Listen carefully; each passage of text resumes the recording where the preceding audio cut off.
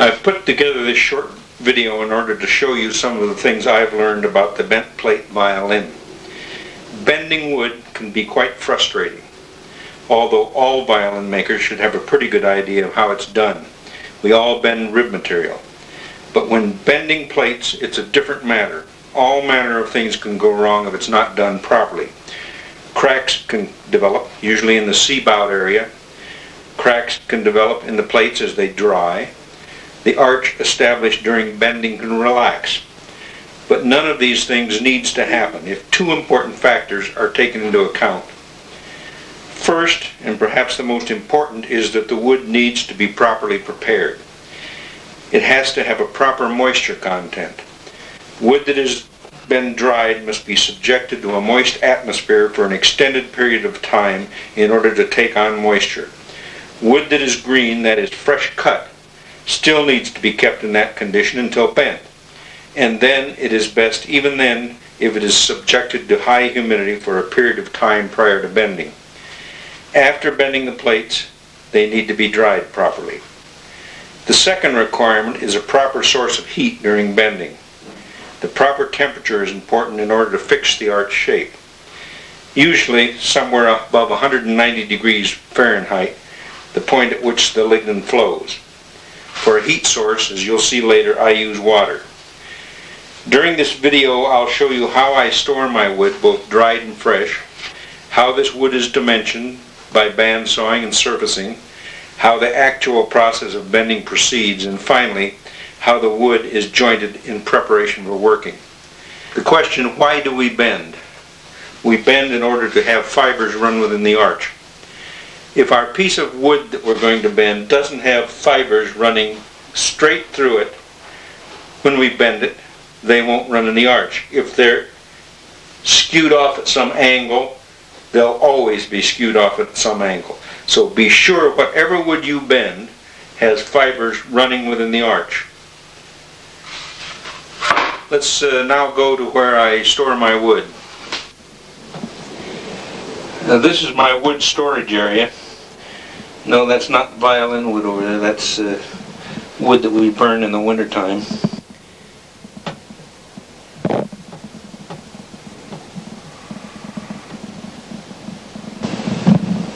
That's where I store my violin wood. Plastic trash can. Obviously these weren't available to the violin makers in Cremona about 400 years ago. I think what they probably did is stored their wood underneath a pile of straw that they brought in from the barn. I wanted to do that, but my wife, who usually goes along with the things I wanted to do, gave me a definite no straw. So I use these trash cans. The trash can has a metal platform down here about 8 inches from the bottom, and underneath that platform is water. These are the billets of wood that I purchased over in Germany over a year ago. They've been in here ever since. It was purchased green, and I'm keeping moisture in the wood. It stays green. I found out early on that when you keep your wood wet, all kinds of mold forms, the discoloration of the wood. So in order to counteract that, I add a small amount of ammonia to the water. This is Sudsy ammonia, TV brand. It's $1 a half gallon. You put approximately 1/4 of a gallon in the water, and it kills all the mold. And incidentally, it also turns the wood a beautiful golden color. One added thing is that it not only gives a golden color, but it forms these stripes down the wood, very similar to the violins of Del Gesù. It is believed that he used wood from the same tree. They all seem to have the stripes down them, but I think it's probably the way he stored the wood. I also keep wood in here that's been dried previously. This piece of wood was well, I imagine about 18 years old, well dried. Now I keep it in here to get the moisture back in the wood prior to bending.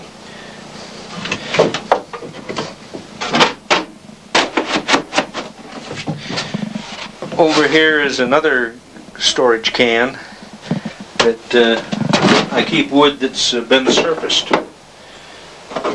It's ready to bend. These have gone through band sawing. They were in this barrel before I sawed them.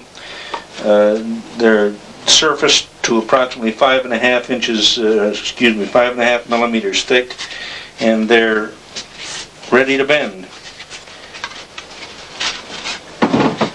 You'll notice that they're wider than you actually need in the forms that I'm going to demonstrate putting them in later. So what I always do is I cut a strip off of here before I put it in the form, and then I split the strip to make sure that the fibers actually run within the arch. If they don't, the piece of wood goes over there in the kindling pile. I also keep my rib material in here. Here's a piece of rib material for a one-piece lower bout, and it's kept in here for the same reason that I keep the other wood in here, to acquire moisture. You'll notice that it's very flexible, almost bends without heat. Willibald Robb told me that you never bend a piece of wood until it's like a leather belt. So I store my wood in here to get moisture in it. Well, that's my exotic wood storing area. Now let's go up and look at the bandsawing. Well, here we are in the bandsaw area. It's a Delta bandsaw that I use with a 3/4 inch blade. I set the fence up so that I'm cutting approximately 6 millimeters, a little larger perhaps. Then I'll surface it down to the 5.5 millimeters. We'll fast forward this.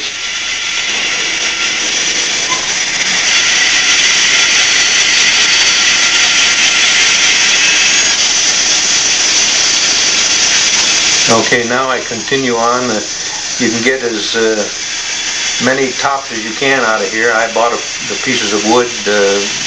Each piece was for one violin. I get perhaps 2 violins, maybe 2.5 out of it.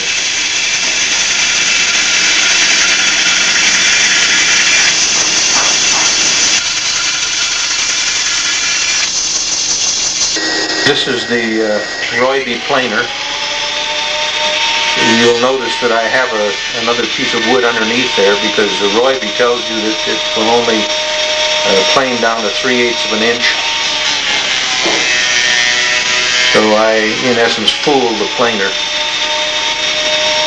You can get very close to 5.5 millimeters.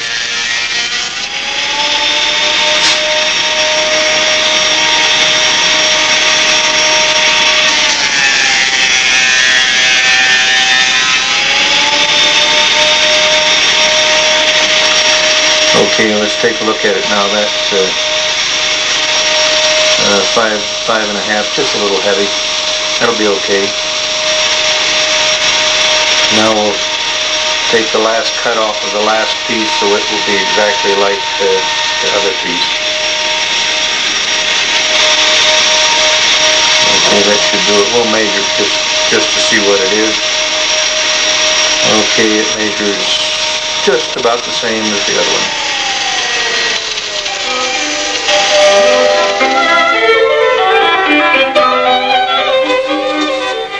Okay, we're back in my shop now, and we're going to set up to bend 2 pieces of wood to show you how it's done. The first thing I want to do is to comment on the bending forms we used. They were developed from a violin. This is a pattern for the forms. They come inside the upper block, follow an outline that represents where the inside of the linings are, and come straight down to where the lower block is. And I've made these approximately 3/8 of an inch wider than the center line of the violin, because when we bend the pieces of wood, it no longer is a straight line. They come in at the center, obviously, and they will have to be planed off for joining. Now, that's the way I do it, because I like to bring the arching out close to the edge of the violin. But some people like to put a deeper channel in which case the outline would come inside of the violin further than I make them. This is just a matter of preference, I guess. So, when I first started bending, I used wooden forms. And I still occasionally use wooden forms in case I want to modify this area in here and bring the arching in close into the violin a little further. But you can only use these wooden forms about 2 or 3 times, because eventually they warp and they will no longer hold the plates flat as you bend them. Since I was bending quite a few pieces of wood, I had some forms made up out of aluminum. They follow the outline, as I said, and they're curved in this area or relieved in this area so that we don't scar the wood. Okay, here are 2 plates that I've brought in from outside. They are ready to be bent. They're wet, saturated with moisture, but not, as you see, they're not wet. I told you that when I first set these up, they are wider than they need to be, so I cut a piece off of the edge here for the purposes of determining whether or not the fibers actually do run down the arch. As I split the piece of wood, and you'll notice that in this particular piece here that it splits right down the center, so that I can be assured that the fibers are going to run in the arch of this violin.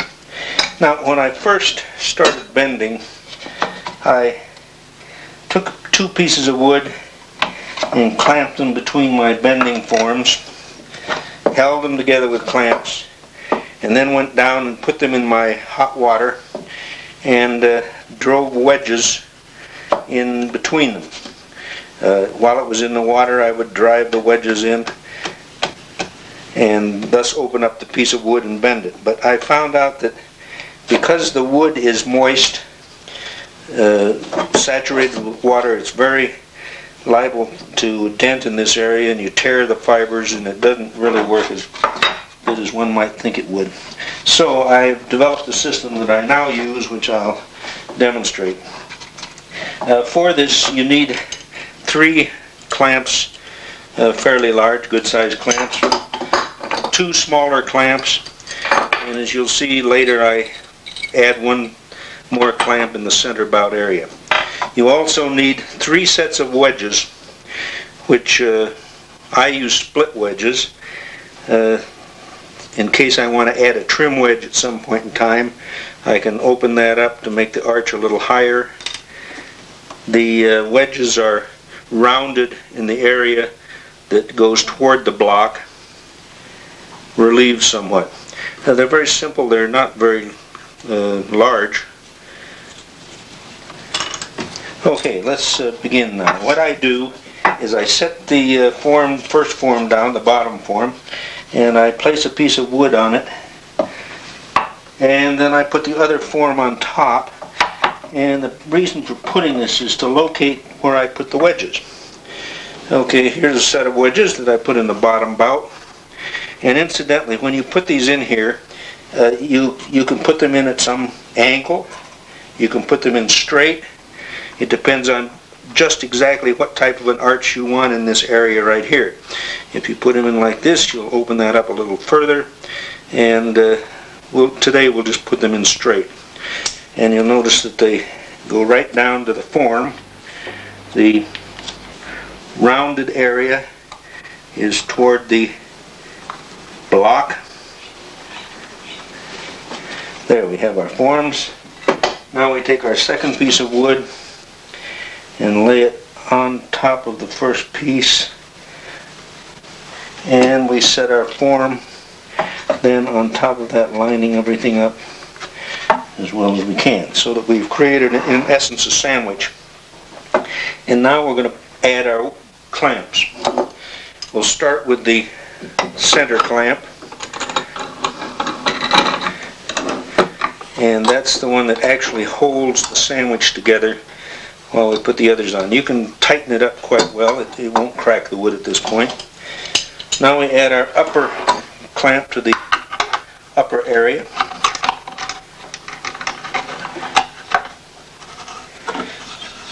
Again, tightening it up fairly well. And our third clamp in this area.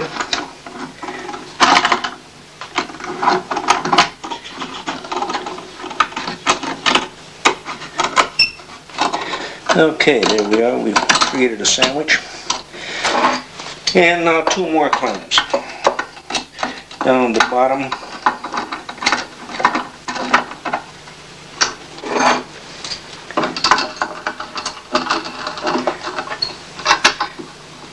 As I say, you can tighten these up fairly securely without fear of cracking the wood.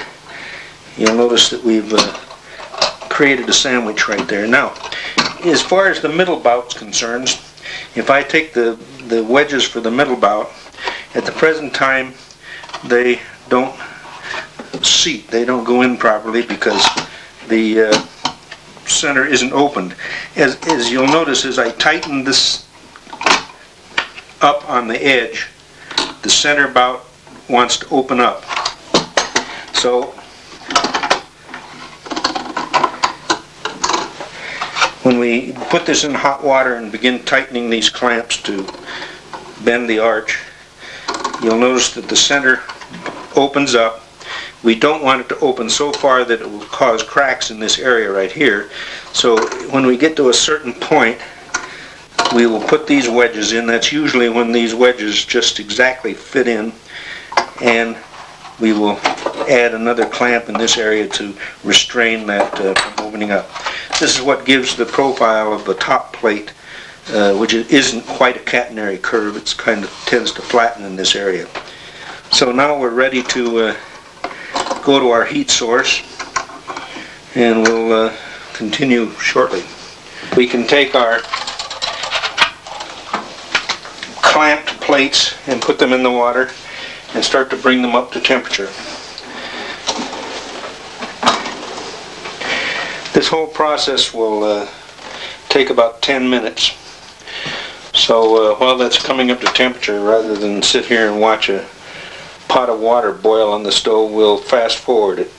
Well, it's been about 2 minutes since we put that in there, so we'll slowly start to tighten the clamps.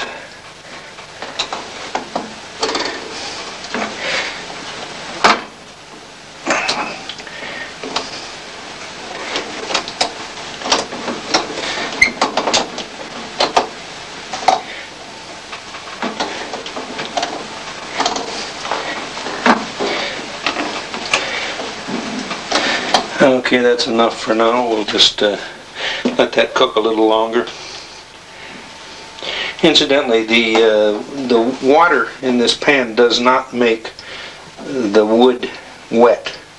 Actually, what's happening, the moisture inside of that wood is boiling out, as it caused by the heat from the water. So the wood, believe it or not, actually gets drier in the water than gets wetter. So I know some people object to putting their violin plates in water, but believe me, you need the heat source from the water during the bending. Okay, we'll let that cook a while. We'll fast forward again. Okay, we're back again. So tighten up the clamps just a little bit more, and about now you'll begin to see that the center is opened up considerably as we've tightened up the clamps. So we'll put our center bout wedges in now. And you'll notice they just fit. And so we'll add our last clamp I guess my arm's in the way there, you can't hardly see what I'm doing. But we'll add the clamp and we'll close that. And back into the water. And tighten the clamps again.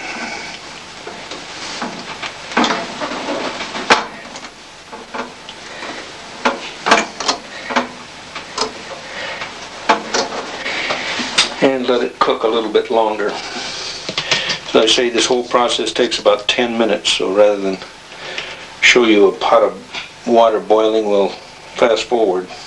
Okay, we're back again. We'll perhaps one more time tighten up these clamps, get them good and tight. But remember, this wood was saturated with moisture, so that it will dent quite a bit from these clamps if they're too tight. Let me show you what it looks like when they're just about the right point.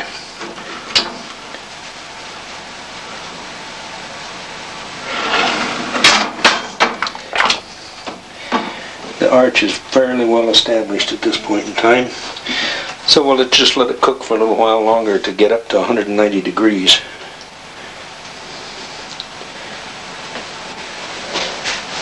Okay, it's been about 10 minutes in the hot water, so the arch should be fairly well established and locked in.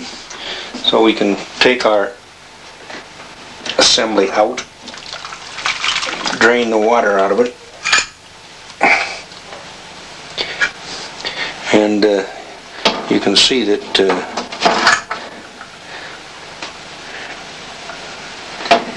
it's bent. Well, we've taken it out of the water now, so the last thing we want to do, one of the most important things, is to seal the ends so that as this dries it won't crack into the plates. And for purposes of sealing, I use nothing more than tight bond glue, which I put on the ends. And let me tell you right now that where it doesn't seal is where it's going to crack. So make sure that glue is well distributed on the end of the plate.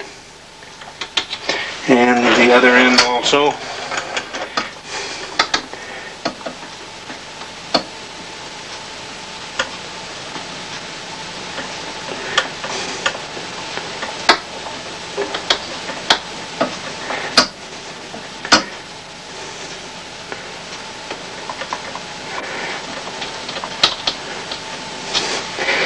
Okay, there we just about have it. And now it's a matter of letting it dry before we take the clamps off. How long should it dry? Well, I let it dry about 2 days inside of this form, sometimes 3 days. And then I take the forms off, and incidentally, when you take the forms off, this glue will have caused it to glue together, so I just leave it together and leave it that way with the wedges inside perhaps another 2 days, and then it's completed. You notice that this wood is very dry right now. It's not wet from the heat source. Okay, we'll let that dry and we'll go demonstrate how we're going to joint this wood once it is dry. The question often asked is, how long should these plates dry? Well, I think a month is good, but you'll notice that I have 1, 2, 3, 4, 5 previously bent back plates, and this is a group of plates that are bent tops. I have another box over here. This particular plate here was bent in September of 1992, so it should be thoroughly dry by now. Okay, the first thing we want to do is to get a violin that we're going to make a top for, and we want to measure the center bout to see exactly how wide it's going to be. This one measures And this one measures approximately 111 millimeters. So with that information, we know how to lay out our plate. This plate has been bent. We want to make sure that the flat area is where the ribs are going to be. And we put a mark on here exactly at half of that distance, or 55 millimeters. And we duplicate it on the other side. And now we will draw a pencil line on here very lightly in order to know how far we're going to take that down. It's a good idea to put the line on both sides so that we can always keep this thing square. Okay, now the next thing we want to do is to put a clamp on here to hold the center bout tightly together, and then wedge a small piece of wood in here just to open it up just a little bit beyond what it is when it's normal. This is so when we glue it, it'll stay absolutely flat. Okay, now we're about ready to start joining. I've placed my plane upside down in the vise, and a very sharp blade. Now we'll start joining. You hear it cutting.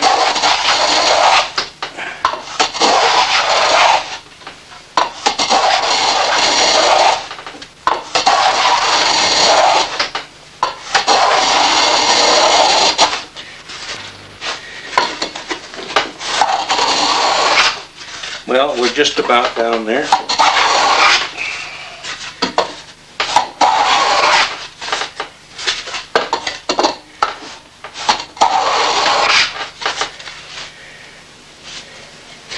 Okay, there we are. We're through. We can take the clamp off, the piece of wood off, and now we'll separate the plate.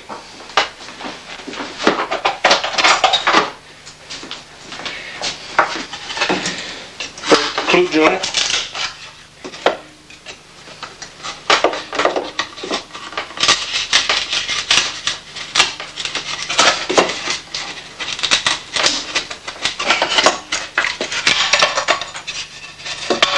And the plate is now, as you can see, ready to be glued. This is a demonstration of how you glue. You take the plates, put them on a flat surface with 4 spring clamps, put glue on the center join, and then cramp them up with these 2 larger clamps. You usually don't have any discontinuity in this center line, one side higher than the other, but should you have, it merely means taking a scraper and cutting it down until it's absolutely perfect. Now, on the bent plate violin, the arch has been established on the outside. The working of the violin plate on the outside is working the channel area, only in the channel area, blending the channel into that arch that's been established by bending. The working surface on the bent plate violin is on the inner surface. You work it as you thickness the plate. Now, we only have one more thing to demonstrate, and that's the bass bar. Alright, this last demonstration is the putting in of the bass bar into the bent plate violin. About 3 years ago, I ran a test program that proved to my satisfaction, at any rate, that the best bass bar was the Baroque bass bar. The modern bass bar, as you know, is about 11 millimeters high in the center, tapering to both ends, and it's carved into the violin. The small bass bar that I use, which is similar to the Baroque bass bar, is about 8 millimeters high in the center and tapering to each end, and it's sprung into place. The stock is started out at about 5.5 millimeters thick. The fibers, incidentally, run through this piece of wood just like they did with the plates that we bent. It's straight fibers running through it. The bottom is made perfectly flat and straight. The top is tapered from about a centimeter tall in the center down to about 6 millimeters at each end. And It's tapered. I don't know whether you can see this or not. It's tapered here, this way and this way, and on both ends so that it comes almost to a point. Now what you do after you've marked out where the bass bar is going to go in your plate is to take a strip of wood and hold it onto that plate with spring clamps. It has felt in there so we won't damage the plate. And then you locate the bass bar where it's going to go into the violin. And you'll notice it only touches at two places, here and here. And then we take it and put it under our clamps.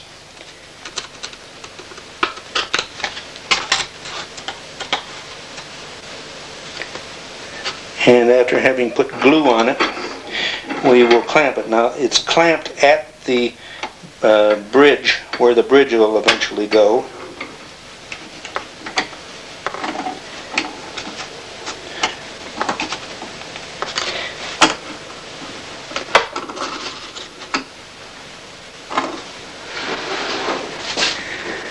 And there we have it. Now if the arching on the inside is done properly, it will perfectly fit, touch at all places along here. If the arching is not done properly in the inside, you'll have gaps, which I suppose you could close up with more clamps, adding another 2 or 3 clamps. But the arching should be such that it only touches in one place.